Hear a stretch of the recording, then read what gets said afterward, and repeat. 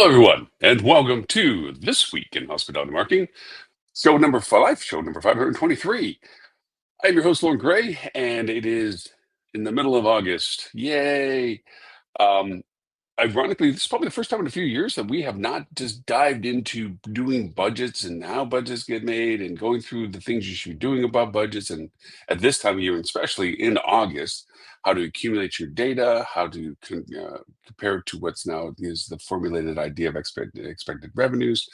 Of course, we're also at this time of year faced with the always updated what the world's going to be like for us as an industry. Yeah, we just went through that last month. I think I saw a lot of information was released at the data conference actually in Nashville.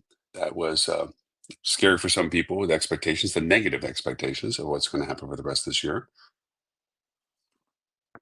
I even am a little surprised that I thought we would have more of a direct impact on consumer sentiment in summer. Instead, it was more of a, hey, let's get it while we can get it done. So it didn't as dramatically affect summer travel, even though it has been down. You look at the information about Las Vegas and so forth as a kind of a canary in the coal mine to things. But I still think as now we're getting past some of the financial things that are indicated towards the tariff impacts, and now they're in place, and the pre-purchasing that people did and be able to maintain prices as that erodes away, so forth and so on. Which all brings me to my topic today. My topic is actually not directly related to budgets and not related to the economy, but it is related to strategy. And it's a strategy that, in my mind, is long overdue to go back to the way it was. What's old should be the new, and that is this tenacious hold on ownership's desire, and primarily its ownership, to retain resort fees and ancillary fees that they have been able to insert in for a variety of reasons over a period of time. So much so now that there's laws, as we know, about junk laws that have to disclose these fees ahead of any down the funnel discovery of them, and certainly and not the discovery after having made the payments that there's additional payments to be made, because of the warped, convoluted use of these things. I mean, having been with the industry as long as I have, age, um, is I know the nascence of it, the beginnings of where these came from and so forth. I even lived through the times where we had things because of gas prices and so forth. We had fuel surcharges and so forth.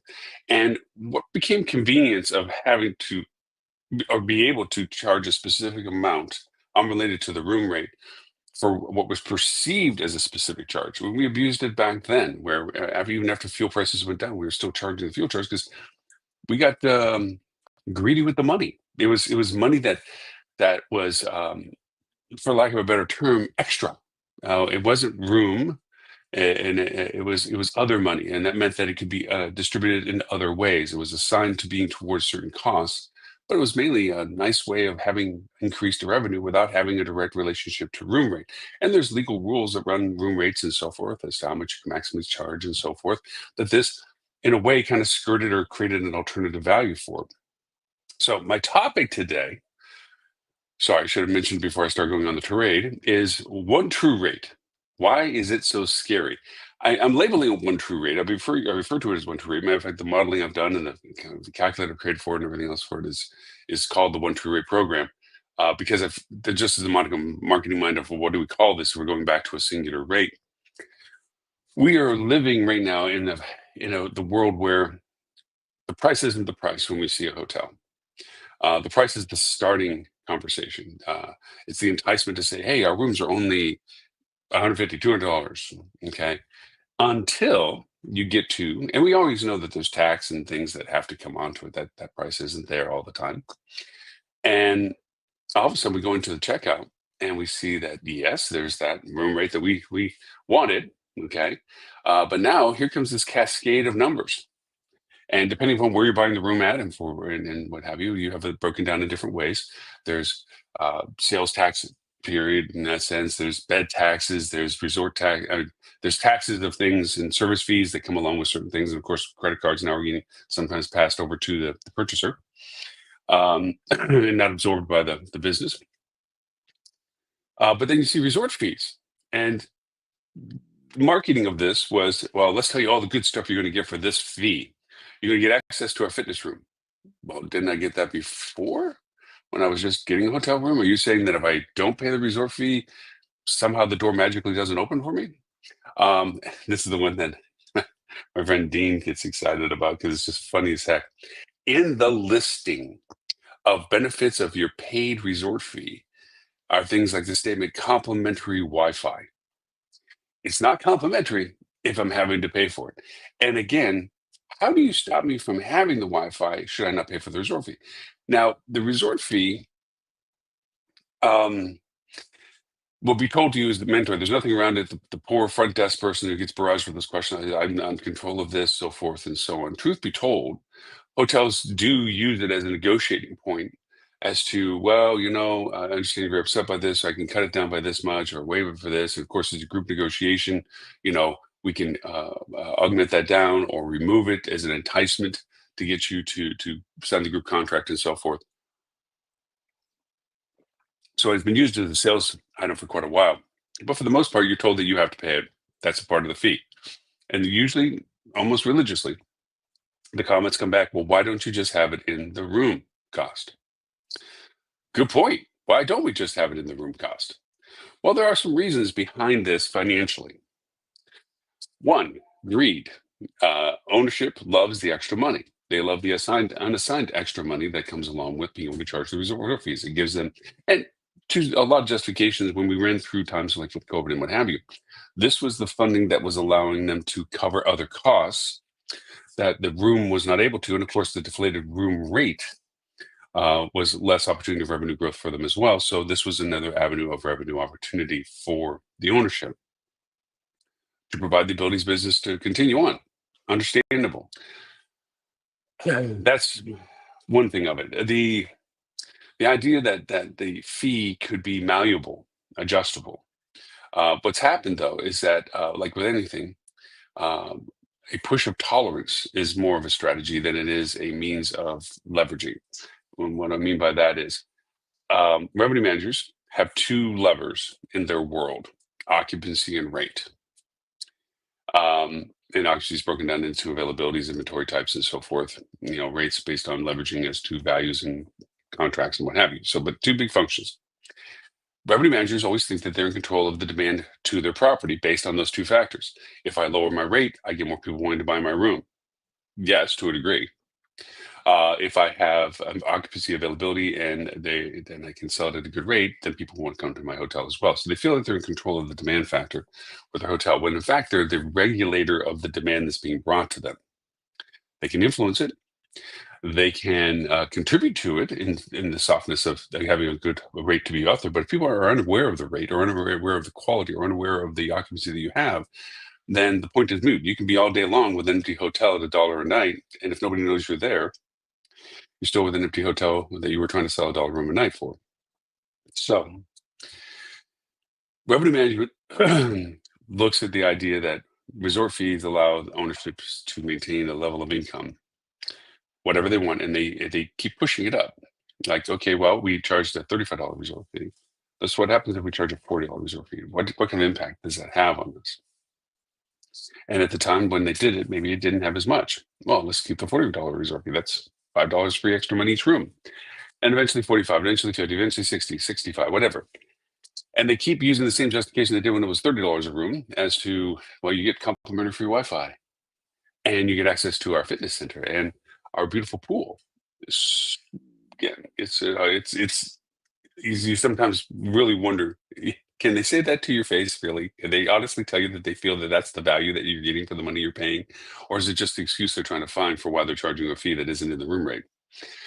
You see, I'm a little edgy about those kind of things. So it's been used for that for a long time, and ownership's gotten used to the cash. There are other aspects of what it influences. Now, for hotels that have an undue reliance on OTAs, and we all have some relationship with OTAs, and we should, for lack of a better replacement of them, have some feeding capability of them. Although that dynamic in this world right now with AI and ability to get into upper funnel is changing. But for the most part, OTAs are still a present requirement of our industry in the sense of distribution of our inventory. And when you contract with them, you pay them commission based on room rate. So if you can put more money towards the resort fee side and less reflected in the room rate, then the monies that OTA does generate for you, you're paying a lesser commission on. That's been an argument for years. Anytime we've brought up the idea of a hotel consolidating its fee structures to a single rate, a one true rate, as I keep calling it, one of the first pushbacks is that we would pay more to OTAs for what they contribute to us. And the other point that they bring out quite regularly is that we would go massively out of parity with our comp set, which has always been a legitimacy. There's enough truth to it that creates the all right, I can't push it that hard because that is a point that if it doesn't, if I did convince them to do it, if I did convince them to get rid of the resort fees, and we go out of parity with our comp set, and our demand goes down, then I'm going to be wagging the finger at me, that I'm the one that caused them to go over and lose the revenue opportunities. So a lot of people back down out of preservation. Then, well, can't make that point, and so these resort fees have allowed to be existed. And just go back to an earlier example of how bad some of these resort fees are in some of the places in Las Vegas where you have a very, very low room rate, say $45, $50, you can sometimes have a resort fee that is bigger than the room rate, $60, $65, more than the room rate itself.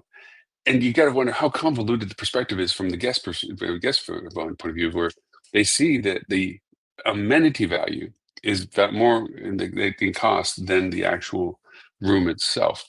And that's really ultimately what we really begin to teach our consumers is that resort fees are about the everything else other than the inside four walls that you have gotten as a room. And even then, that's not necessarily even considered the complimentary Wi-Fi or the coffee maker or whatever else that they try to throw into the list of why we're charging this other fee. So going back to the resistances or excuses, um, is one, the increased cost of commissions to OTAs for the business that provide if you were to increase the rate. Two is the rate parity of your comp set. The other we already mentioned before, which is the um, leveraging capability of adjusting that rate as a sales pitch for acquisition of groups and event-driven components of that.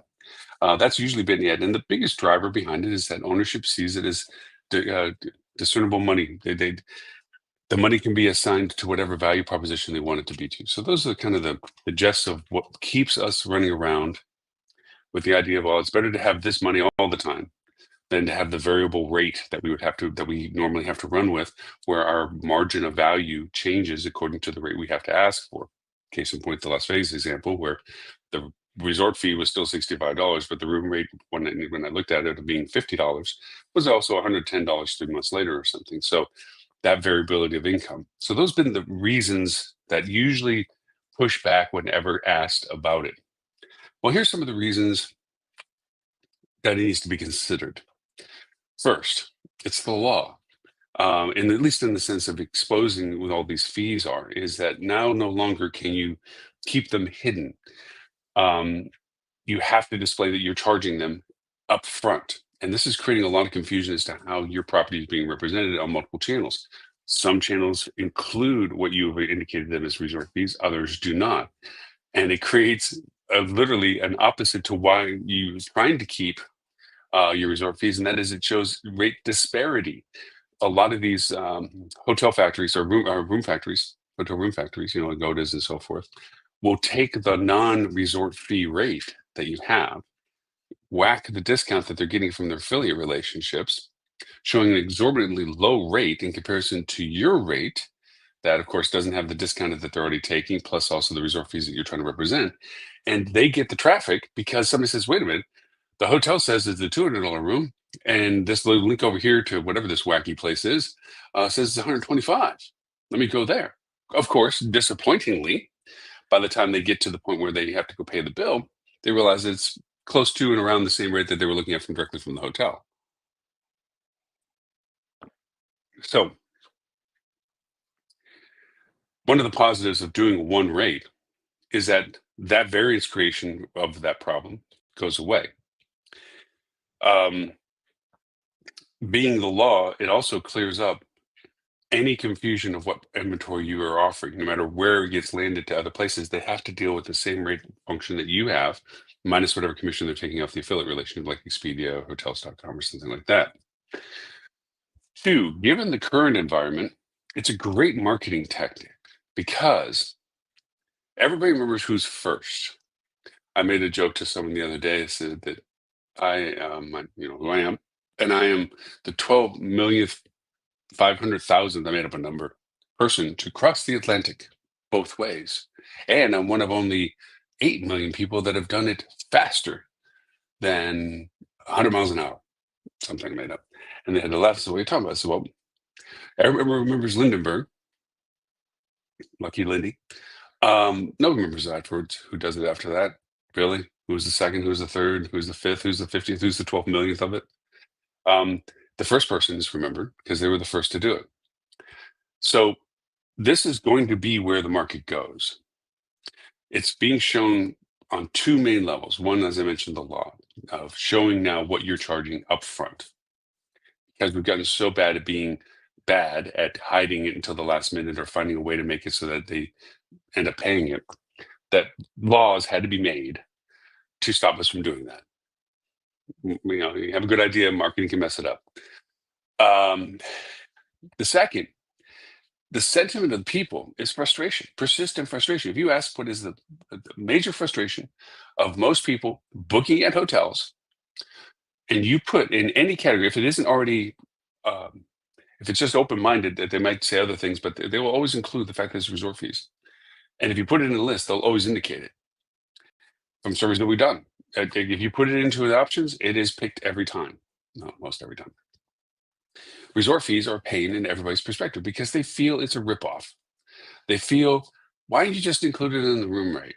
Or I understand there's other things there, but if you're going to have the reasons why I'm coming there, that you have a pool, a fitness room, and you have good Wi-Fi or whatever it is, complimentary breakfast, that's why I'm buying your hotel. Now you're telling me that really I don't have that unless I pay this extra amount. Why don't you just make it the amount? That's what you built the place for. That mindset with people is eroding their trust in you. It's eroding their confidence in wanting to come with you, and they're looking at it that your best interest is your interest, not theirs. So, marketing wise, being the first to your market to say, we're scratching all this. We are going to go over, and this is our rate. No resort fees anymore. Can't do anything about taxes. We all know that, but this is my fee. If you get a room with us, it's inclusive of what we have available for what we've said. Being first in your market to do that will be a reason. Yes, it's going to create comps that, because people coming to your market, and they may have never been to your market before, so they see you at $200 and they see everybody else at 125 going, what the hell's that? I only want 125. Well, and if you put a framework, I only want hotels that are 150 or less, and you don't show up, and you're saying we're going to be out of that market. If you're relying on just that kind of business for those kind of filters that require those type of restrictions to be able to be shown, then you're doing bad marketing. Number one, I'll just claim that off the top. If your sole business sources is those variants, then you're always the bottom dweller of your rate, maybe, and you're never going to get the demand that your property should be for. Now, some hotels, it is completely rate driven. We're the cheapest in our area because that's what drives business to us. And that's a strategy and a tactic. That's great. Even more of a reason to keep it all one price. Because if you're trying to add extra prices to it, you'll be quickly known for your repeat guests to not being the cheapest place. Because yes, you're $125, but when you add all the other fees to it, you're no longer the cheapest place. And the whole premise of them going with you is because you're the cheapest place. So the next time they have to come back to your market, repeat guest, they're not going to consider you, even if they may have had a good experience with you, because you weren't true to the price that they thought they were getting. So marketing is a big deal about this. And another thing to throw into the marketing mix of this, you're beginning to see exactly what I'm saying about one true rate and offering everything together in marketing messages on the very platforms that you're justifying why you're charging resort fees. Expedia.com, hotels.com are beginning to put flags up saying this is one rate, one inclusive rate. Just to be clear, this is the rate that includes everything. We're going to be posting one clear rate because they're facing the same problems we're having. They have legal requirements to display what they do, but not at the same levels we do. So they're realizing a change in this in the weather, and knowing that this is where they can get more business by doing this.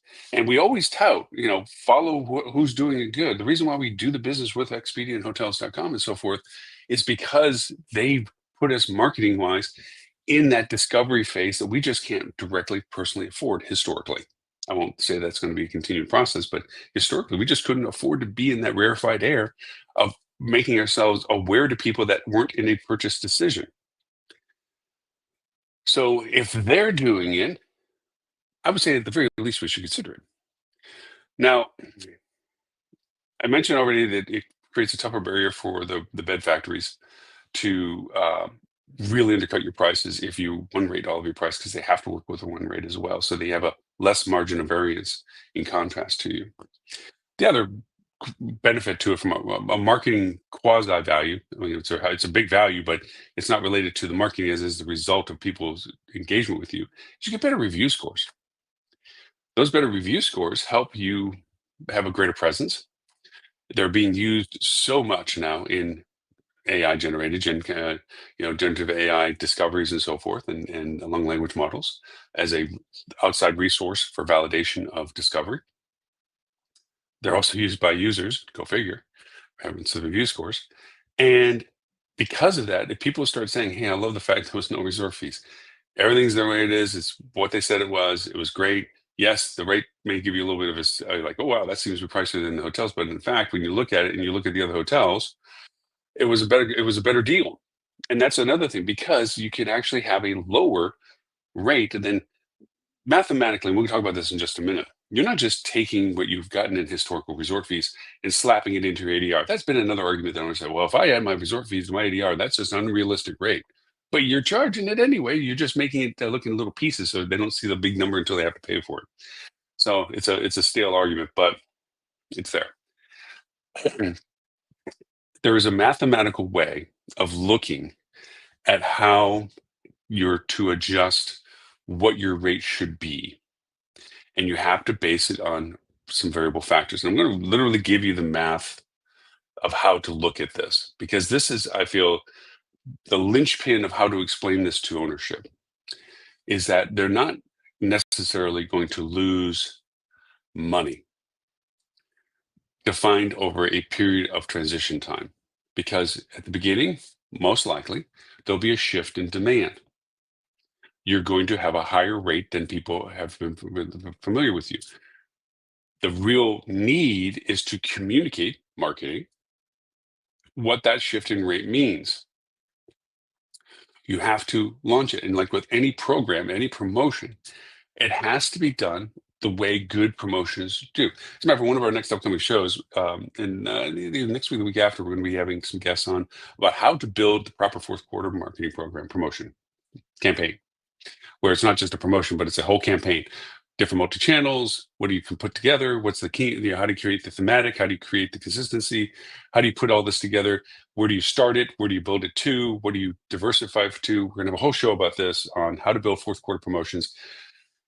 It'll be on the later end of when you should already be doing this, but it would be a great litmus test if you already have to compare it to what you've done and see if there's any tweaks to be done to it. And if you haven't done it, you could do a moderate version of it if you have the resource capability of getting into it right away, that you could probably replicate it and get some good similarity to it. So that will be the next week, the week after show on creating fourth quarter promotion. But what I'm doing for about now is that if you're going to do this one rate program, say you do the smart thing, you create the leap and say, we want to go to a single rate program. Single rate being everything's included with it. No more resort fees, ancillary fees. There can still be different service fees. I'm not saying you include valet. There's fees that require that you have third-party distribution that are required. Okay, valet is not something that often can get absorbed in. If you can, that's wonderful. I wouldn't recommend it because not everybody travels with a vehicle all the time, so I wouldn't put that into a rate program. I don't think that's the wise choice. I'm not trying to be that silly about it, but when it comes to what you charged as resort fee, that is what we're talking about putting into a rate. So here's the math of it. You have your current rate now, plus what you would then add as resort fees. Say it comes up to $200. So there's a $50 resort fee and $150 room rate. Okay. Now, if you raise your rate from 150 to 200 to cover all of your resort fee, okay, that's not realistic because what you're not accounting for is the shift in demand and the shift in conversions. Those are two variables that are positive impact to you. They can be negative, but in this case, it would be positive.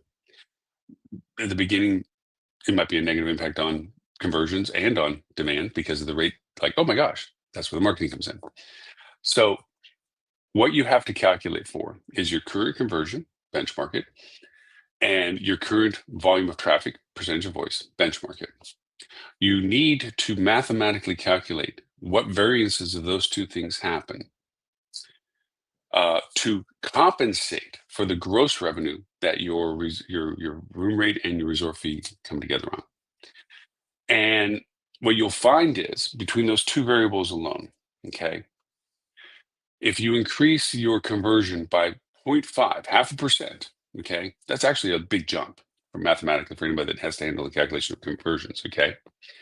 On your current volume of demand, you should be able to compensate by a reduction of 10 to 15% of the rate, the ADR requirement, to make up for the lost revenue that you had from just doing the resort fee and room rate. Okay, so you can get down to 160, 170, excuse me, 170, $175 as an ADR.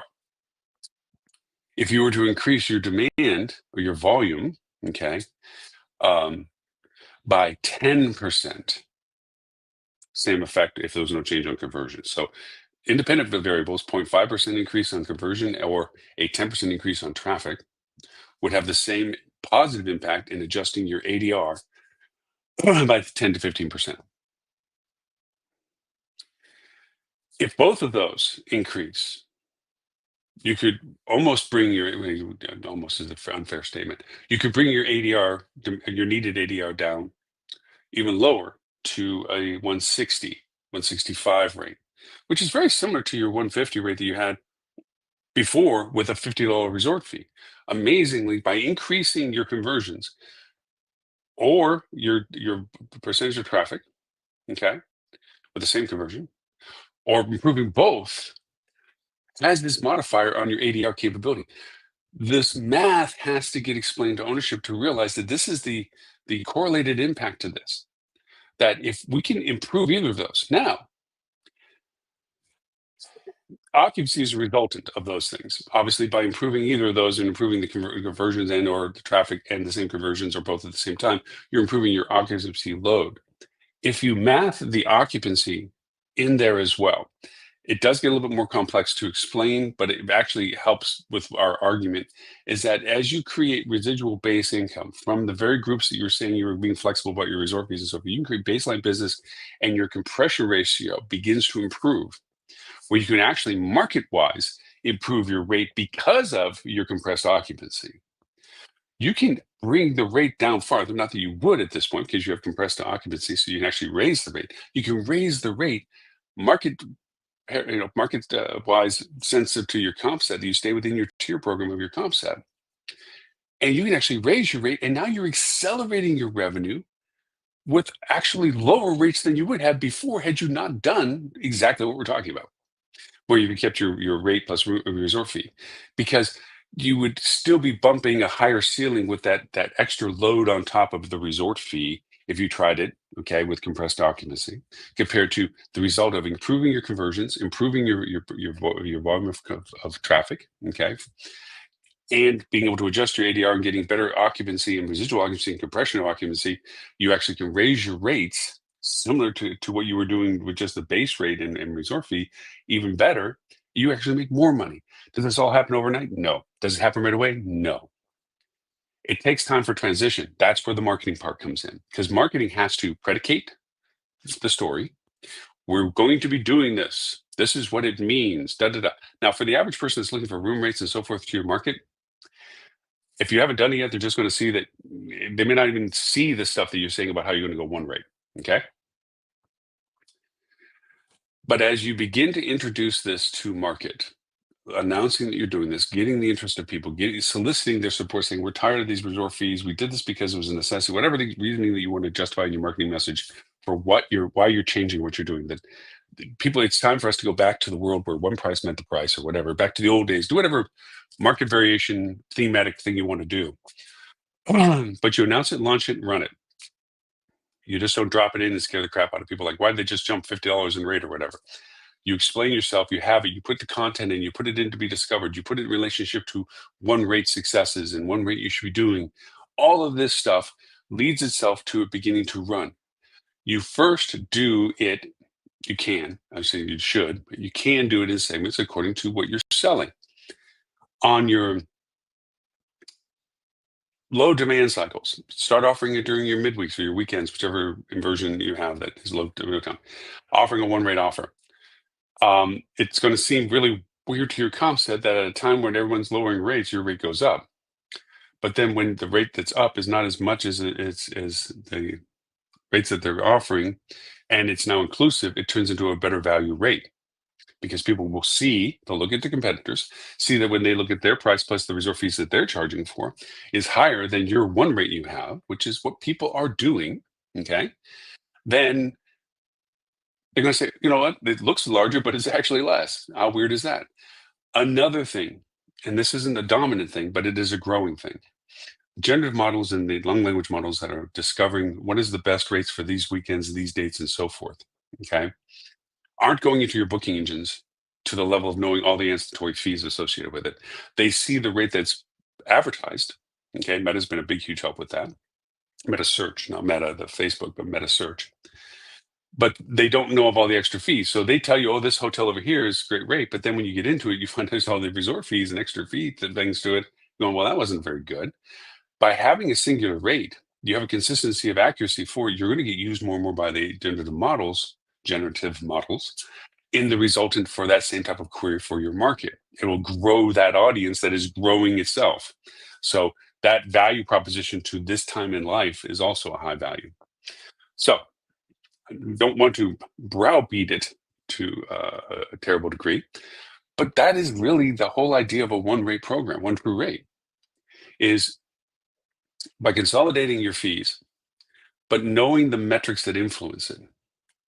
You don't have to just naively say, well, we're just going to take our rate and add resort fee, and that's just too much for us to charge. You're right, but you're doing it.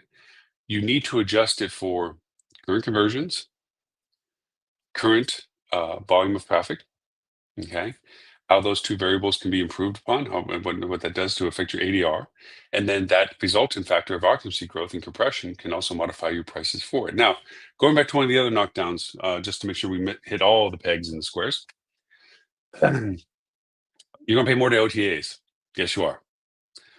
Mathematically, that's a calculable function. Honestly, dollar value. You take the commission you're paying the OTAs, let's just say you're paying it 20%, which is not always true, especially for independent hotels. They can be in the mid 20s and what have you, but let's just say 20%. So you're going to pay 20% on the additional rate variance from your old rate to your new rate. And I already told you it isn't the full resort fee being added to it. It's an adjusted ADR that you're putting into it. You math that same commission percentage on that variance. You add it into the negative column of this math, saying, okay, if we look at our conversions, okay, and we're looking at our total volume of traffic, and we have our current result of what that creates for us at our current ADR, okay, and we do the same thing with an ADR now that's one true rate, and then you take that variance between those two and you math it against your commission percentage, that's a dollar amount that has to get added into the variance of your ADR request. It's a negative number that if you're being negatived out by say $5 in commissions for OTA to run it, then that has to be adjusted into your rate so that your new rate also compensates for the increased commission you're paying. So you're not negative putting yourself in a hole with your OTA commissions.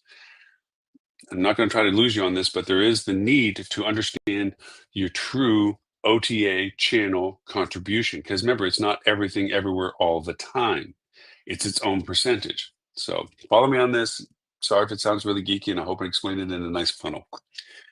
If your OTA channel contribution is 25%, which is a little low for everyone says, oh, I only do 15, 20%. And every time we look, it's 35, 40%. But anyways, 25%.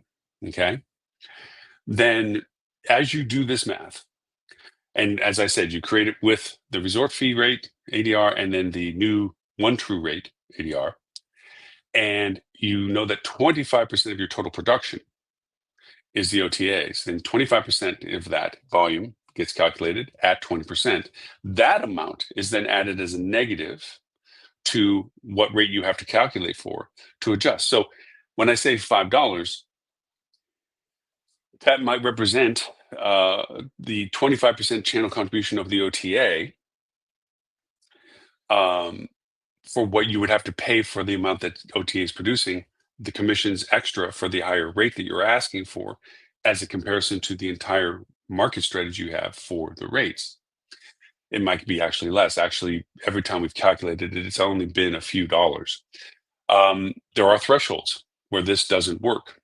One of the biggest thresholds we quickly found when I was doing the math for this is if your hotel gets more than that, north of 65% OTA contribution, that is what I'm calling an unrecoverable commission variance for this. Because at that point, your hotel is really using the OTA as a distribution tool. It's not marketing itself. It's relying on OTAs to get its inventory out. New York had a lot of this. New York still has a lot of this. A lot of OTA places run very high for this. One out of just the fact that it's in their mind, they went through this silly mathematical thought that paying commission on OTAs is cheaper than them doing it for themselves. Anyways, but if you're over 65%, you can't make an adjustment to your ADR well enough to compensate for the additional commissions you'd be paying OTAs for what they would be building for you. The only way would be to diminish the OTA channel contribution below 65%, below 50%, okay, for this to be working well for you. Now, that could be a long-term strategy to wean yourself off of OTAs, is if you're going to take yourself lesser on OTAs, if you're one of those hotels that are above 65%, then this one rate strategy could work at a point that is a good transition point for you, where the negative impact on the commissions you have to compensate for aren't as large. So it's not an everybody can fit kind of thing. You can make it fit over time. Okay. Thinking of this as well as too, is if you're at 65% OTA, your commission percentage should be a heck of a lot lower than the 20%. Okay. Because you're giving them your hotel. You should be able to negotiate that way, way down. If you're relying upon them for everything, you should definitely have a much lower commission rate. I didn't compensate for that in the math when I did it. I maintained it at 20%. But the reality is, if that you have that kind of intimate relationship with an OTA at that volume of your total business, the very strong likelihood is that you have a lower commission rate, at which point it makes it a higher feasibility that might bump up the ability for you to make this one rate. Just haven't done the math for you yet, but I do have a calculator that we've worked out that we take basically a hotel and put in, okay, here's the numbers we have: our conversion rates, our total volume of traffic, channel contribution percentages, current ADR, current resort fees.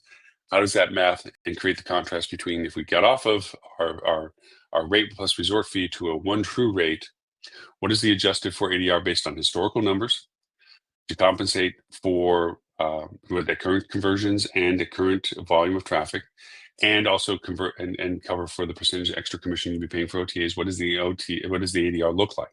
And then we start showing what modifications of targeting your KPIs, saying we want to improve our conversions by 0.5%, or we want to improve our volume of traffic by 15%, or we want to change our base occupancy annually from 32% to 37%. That variance in occupancy compression makes a big factor on what kind of rates you can push. So there is math to do this. Why I'm saying this math is so important without being boring about it is this is the stuff you go to ownership to show there is a way out of hell. There will be times where you probably, if you look at the math of what you did, if all things being equal, you did the same level of demand and conversion business, you might have made some more money than we're charging resort fees than a one true rate, but you're not accounting for the intangibles, the review score improvements, which increases validity and authenticity. So your exposure rate's going up, your quality of perception of product is going up. So your return guest, your lifetime value of that guest returning a second and third time, which never gets factored into a lot of this, okay, is improving. Even if you improve your lifetime value of a guest by 10%, that's a 20 plus, 2 times fold over value growth in your long-term revenue strategy right off the bat. You spend less for return guests, they spend more money, so forth and so on. So even when you're looking at just apples and close to apples, and you're saying, wow, I probably would have made more money had I stayed with the resort fee stuff. Yes, from that, but if you add all the other fees of lifetime value contribution you've just improved upon, which is a reduction in cost for marketing, which is an improvement on your long-term value proposition, and all the other things that aren't represented in those two numbers, you actually did better by getting off of the resort fees. Another is it makes it simpler. You get better quality of relationship with your guests outside of the reviews that they're providing for you. It makes it easier for you to have parity validation with all of the bed factories out there, like Agodas and so forth. And it does put you as a leader in your market for having been the first. You're the Lindenberg of doing this in a market to realize that this is what the guest wants. And everybody else that eventually acquiesces and ends up doing it won't be remembered. There'll be a relief from a lot of people that are still loyal to them, that at least you finally got to that point, whatever. But it's the right thing. It's a thing that needs to be considered. And this whole math, being able to show this to ownership, I think is the key element to getting people to understand what a one true rate. I mean, you don't have to take the term from me. Call it whatever you like, but having a one rate program that doesn't have all these extra fees that you've been tacking onto it historically would be a huge positive improvement for what we do, especially I feel how we're going into the next generations of our economy as to what people are looking for value proposition and accuracy and authenticity. So thank you all for watching today. For all the ones that watch us live around the world, we're in 209 countries with our TV channel. 39 countries with our podcast, 36 with our radio station. I remember that. They're close enough that I keep flip-flopping them. I'm sorry if I did that before. We do translate the show in 11 languages after we're done, subtitles. We do recast the show at better convenient time zones for people in the world. 11:30 a.m. Wednesdays. We both do it at Sydney, Australian time. For our APAC friends, 11:30 a.m. London time for our EU and Mideast friends as well. But that being said, we still get people from around the world watching us live and do sincerely appreciate that. If you have questions, feedbacks, want to know more about what we're talking about, you can reach out to me at Lauren@hospitalitydigitalmarketing.com. I answer each and every email. We'll have some more discussions about this on the podcast as well today. We have a continued active conversations about this on our peer level group, the Hospitality Marketing Club, which is at hospitalitymarketing.club. If you want to watch any of the reviews or reruns, we have a website, hospitalitychannel.tv. All of our shows, we've been doing this, we're in our 11th year of doing the show every week. No matter where we are in the world, we have broadcasted from around the world. Truly, China, Australia, Canada, Europe. Yeah, anyways. You can also reach out to me at htm.news/talkback for any audio questions or things you might have. There's an audio component to that.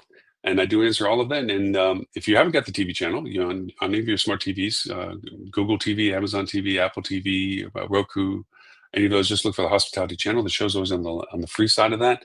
There's a pay gateway for additional content for industry stuff that I'm more than happy to tell you how cool that is to have all of that. We have a radio station, a Hospitality Radio. It's a digitalized radio station in the sense that it's broadcast online around the world. Like I said, 39 countries. I had that right. 39 countries for the radio station, 36 for the park, 36 for the radio station. Anyways, a lot of places. We have a lot more content than just mine. It's a variety of shows, all linear program. 1 o'clock is marketing, and 4 o'clock is sales, and it's a radio station.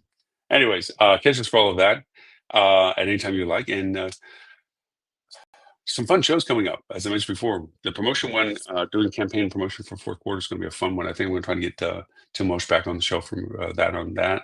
He's does a phenomenal job with it, and very, very in tune with OTT and DOE advertising and so forth. A lot of variables that are now part of our regular marketing strategies.